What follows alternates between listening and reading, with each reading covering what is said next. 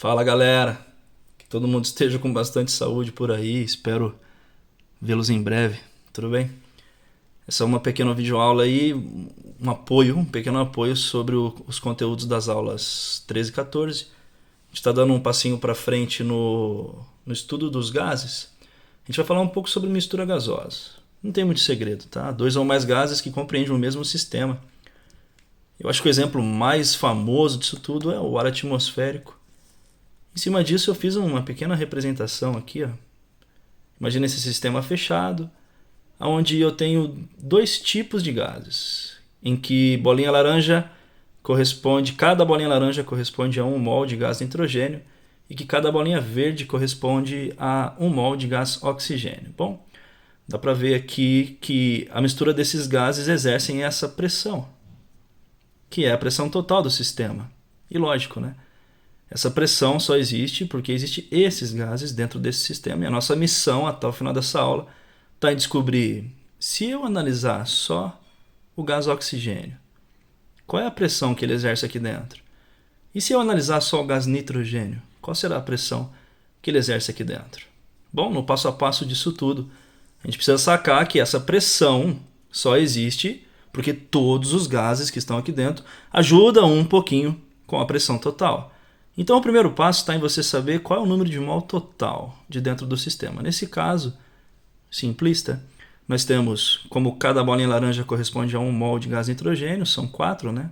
4 mol de gás nitrogênio mais 1 mol de gás oxigênio, um total de 5 mol. Então nessa primeira parte, a gente já chega na definição que o número de mol total é a soma do número de mol de todos os gases que envolvem essa mistura gasosa. Eu fui até N3 aqui, quantos gases tiverem, mas no nosso exemplo a gente está vendo só dois tipos de gases, certo? Opa! Aqui nós temos então que entender o que seria a fração molar dos gases que compreendem esse sistema, ou seja, né, qual é a participação de cada um deles no todo. Então, a fração molar geralmente é representada por esse símbolo, x de n. Eu preciso do número de mol de um dos gases. E a gente vai fazer aqui uma relação, aí vem o termo fração, né? Sobre o número de mol total. Então, pensando exclusivamente nesse momento sobre o gás oxigênio, né? A gente quer saber a fração molar do gás oxigênio. Como o gás oxigênio participa com 1 mol, a gente tem 1 mol em 5 mol, ou seja, o número de mol do oxigênio é exclusivo do número de mol total. Então, nós temos 1/5, ou seja, 20% de toda a minha mistura gasosa compreende exclusivamente ao oxigênio. Se você tiver muito certo sobre esse resultado, claro, a diferença será o seu outro gás. Mas a minha dica fica, faça o segundo cálculo e aí depois você faz a soma de todos eles, que daí vai ter que obedecer também o todo, que no caso vai ser 100% ou o inteiro aqui, de todos os gases que participam disso. Então nós temos agora para segunda opção, a fração molar do gás nitrogênio. Eu tenho 4 mol, afinal de contas eu tenho 4 bolinhas laranjas aqui. Eu tenho 4 mol no todo, que são 5. Então eu tenho 4/5 que compreende, e esse 8 aqui ficou horroroso, né?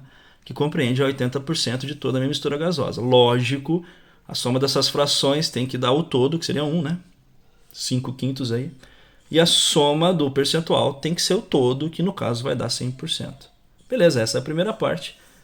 Mas ainda não respondemos aqui em cima, né? Dessa pressão total, quanto é exclusivamente o oxigênio? E dessa pressão total, quanto é exclusivamente o gás nitrogênio? Para isso a gente vai para essa segunda parte da aula, que vai falar sobre a pressão parcial, então.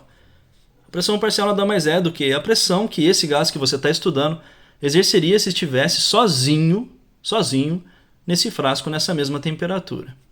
Então não é segredo para ninguém, né? Que a pressão total do sistema, eu vou precisar da pressão de todos os gases que fazem parte do sistema. Basicamente, para eu calcular a pressão parcial de um gás, eu preciso saber a fração molar dele, que a gente acabou de descobrir aqui em cima. A gente vai fazer um produto dessa vez sobre a pressão total. Em cima, né? Da pressão total. Então, imaginando que P1 aqui, só pelo exemplo, seja o meu gás oxigênio, e usando essa fórmula a meu favor, eu tenho 1/5 do todo.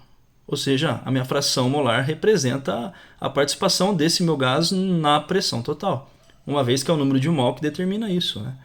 Então, se eu tenho 1/5 do todo dessa pressão que vale 10, né? Então, se a pressão total vale 10 atm, 1/5 de tudo isso é igual a 2 atm. Dada essa resposta, a gente vai para a segunda parte. Lógico, aí que entra a mesma dica lá de cima, né? Se você tem confiança nesse seu resultado, a diferença será o gás que está faltando, uma vez que essa mistura só tem 2 gases. Aí para 3 ou mais é óbvio. Se aqui eu já dou a dica para você fazer 1 por 1, para 3 gases ou mais, lógico, isso se estende, né?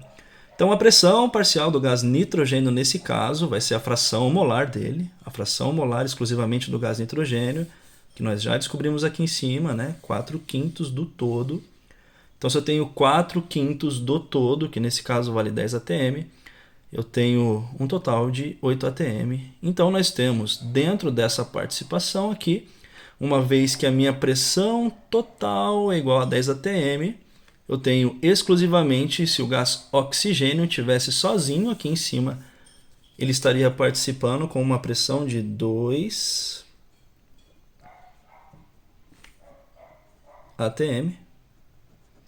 E o restante seria o gás nitrogênio com 8 atm.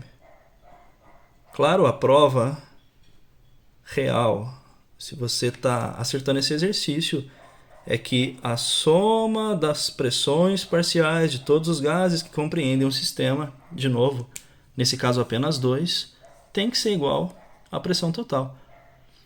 O que faz muito sentido, né? Já era de se prever que o oxigênio teria uma participação bem menor do que o gás nitrogênio, né? Então, aqui a gente volta para cá e a gente segue a dica dessa fórmula, né? A pressão total tem que ser a soma das pressões parciais de todos os gases que compreendem um sistema, insistindo nessa história, como nesse é apenas 2, 2 atm mais 8 igual a 10, que é a pressão total. Então, para essa aulinha aqui, algumas fórmulas importantes que a gente tem que carregar aí. Fração molar, escolha um dos gases, qual é o número de mol dele sobre o número de mol total, não se esquecendo que o número de mol total é a soma do número de mol de todos os gases. Quer calcular a pressão parcial? Precisa saber a fração molar do gás e a pressão total do sistema. É claro que o exercício te dá todas as ferramentas para saber isso, né? Não se esquecendo também, para finalizar, que a pressão total do sistema é a soma das pressões parciais de todos os gases que compreende ele. Beleza? Espero ter sido claro aí. Não se esqueça que é uma videoaula só de apoio, mas ler o conteúdo e resolver os exercícios aí ele se faz fundamental. Firmeza, galera? Um abraço, até o próximo.